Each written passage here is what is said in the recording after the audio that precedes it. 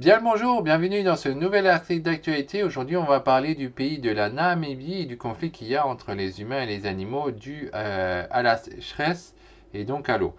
Donc on va lire tout cet article, mais avant ça, j'aimerais vous proposer une série de vidéos gratuites que vous pouvez avoir pour comment élever des serpents et comment donc participer à la conservation des animaux. En grosso modo, faire l'inverse de ce qu'ils font ici dans le pays, c'est-à-dire aider à sauver quelques animaux avant qu'ils ne s'éteignent définitivement. Donc vous pouvez avoir toute cette série de vidéos en description. Vous en recevez une par jour pendant quelques jours. Puis vous recevez aussi 4 livres, les colibridés, les pitonidés, les élapidés et les vipéridés. Il y a aussi une liste d'espèces pour pouvoir commencer l'élevage et donc pour pouvoir participer à la conservation des animaux. Donc voilà, ça se trouve en description. Donc sur ce, on va commencer à lire cet article, on va voir ce qu'il en est. Je vais découvrir en même temps que vous qu'est-ce que ça raconte. Pour nourrir sa population affamée, la Namibie a pris une décision radicale et jugée honteuse par certains. En Afrique, la Namibie est confrontée à une importante période de sécheresse qui a plongé le pays dans une dangereuse crise alimentaire. Pour nourrir la population, le gouvernement a pris une décision radicale.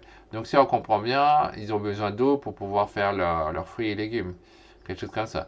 La situation est grave en Namibie qui traverse une grave crise comme d'autres pays du continent africain. L'Afrique est en effet confrontée à sa pire sécheresse depuis des décennies, notamment à cause du phénomène El Niño, auquel s'ajoute la hausse des températures provoquée par le changement climatique. Alors j'aime bien, ils disent El Niño. Bon, moi, je comprends pas trop qu'est-ce qu'ils veulent entendre par là, à part que c'est de l'espagnol, le garçon, ça veut dire quoi? C'est quoi le problème de ce phénomène? Bon, il l'explique pas. Cette sécheresse intense pose un problème pour l'agriculture puisque les récoltes ont été anéanties à cause de la chaleur. Le mois dernier, la Namibie a ainsi 84% de ses réserves alimentaires et une importante pénurie touchait désormais 60 millions d'habitants. Donc c'est énorme, hein, 68 millions, c'est autant que la France. Hein. La France, je crois qu'elle a 67 millions, quelque chose comme ça de mémoire. 723 animaux sauvages vont être tués. Pour aider la population pendant cette crise, le gouvernement de la Namibie a eu une idée qui en révolte plus d'un. Abattre des centaines d'animaux sauvages pour nourrir la population. C'est vrai que ça, c'est un délire, quoi. Certains de ces animaux sont classés en annexa de la CITES, sont classés comme étant en danger critique d'extinction, et eux, les trucs qu'ils font, c'est de les tuer, les animaux. Ils ne pouvaient pas simplement les envoyer dans les eaux, etc., dans des eaux qui voudraient les récupérer et les sauver. Non, bah nous, ce qu'on fait, c'est au lieu de chercher à les déplacer, on les tue. Bon, moi je suis pas pour ça, mais bon. Au total, 723 animaux devraient être tués, dont 83 éléphants, 30 hippopotames, 60 buffles, 51 pâles, 100 gnous, 30 zèbres et 100 élans. 157 animaux sont déjà morts, fournissant ainsi 56 800 kg de viande aux Namibiens. Ah, donc ça c'est différent, elle les tue pour pouvoir manger. Mais quand même, il en reste pas mal qu'il faut faire quand même gaffe à l'état de ces animaux. Si ça ne les met pas Oh, là j'ai cliqué sur un truc que je voulais pas faire. Sur essai, les éléphants d'Afrique sont en danger d'extinction. Bon, ça c'est des trucs plus... Un autre article, on va pas lire. Mais ouais, c'est ce que je disais, certains éléphants, etc., ils sont en danger critique d'extinction. Et bon, c'était pas ce que je voulais voir. Alors on revient en arrière. Hop, on est nouveau là. Donc, ouais, ce que je disais, c'est que, ouais, bon, maintenant ils les tuent pour les manger. Ok, ça peut être compris. Mais de l'autre côté, voilà, ça dépend de leur état.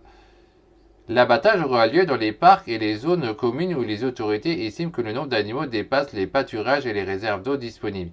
Ministre canadien de l'Environnement. En gros, ils tuent sans se soucier si c'est bon, si ça éteint les animaux ou pas. Le seul truc qu'ils regardent, c'est si ça leur cause d'accord, bon, c'est vrai que c'est pas très génial ça. Ces animaux seront abattus par des chercheurs professionnels ainsi que des entreprises sous contrat avec le gouvernement namibien. Selon les autorités du pays, ce programme est nécessaire et conforme à notre mandat constitué selon lequel nos ressources naturelles sont utilisées au profit des citoyens namibiens. Ça d'accord, mais jusqu'à quel point, jusqu'au point où on fait que l'espèce s'éteigne, je trouve ça pas normal. L'alerte des associations. Bien entendu, cette idée ne plaît pas aux associations de défense des animaux. L'une d'entre elles, Anti-Animal Abuse, a notamment lancé une pétition pour mettre fin à l'abattage des éléphants et des animaux sauvages dans le pays. Cette association a dénoncé la chasse excessive et le braconnage ainsi qu'un programme lancé sans évaluation préalable de l'impact sur l'environnement. Une erreur est également dénoncée par un autre groupe de défense de la cause animale. La ville se bat pour les éléphants et les rhinocéros qui demande l'arrêt du plus grand abattage massif d'animaux sauvages de l'histoire de la Namibie. Selon les associations, le gouvernement n'aurait pas évalué l'impact de ce massacre sur l'environnement, ni pris en compte les conséquences sur l'économie du pays. Elle affirme également qu'une partie de l'abattage sera vendue sous forme de trophées de chasse à des étrangers fortunés et que ce programme aurait été mis en place à des fins politiques en vue des élections à venir. Donc ouais, c'est sûr que moi là exactement, je me rends assez de leur côté sur le fait que ouais, ça dépend si ces animaux sont en danger critique d'extinction. Est-ce que ça va impacter la biodiversité? Est-ce que ça va impacter l'environnement ou pas? Et sur ça, c'est vrai que je suis pas du tout sur ce que cet État est en train de faire, ce pays est en train de faire. Après, qu'il utilise des individus et qu'il y en a trop, et notamment pour nourrir les gens, évidemment, ça, c'est pas le problème. C'est qu'en est-il au niveau de la conservation de ces espèces?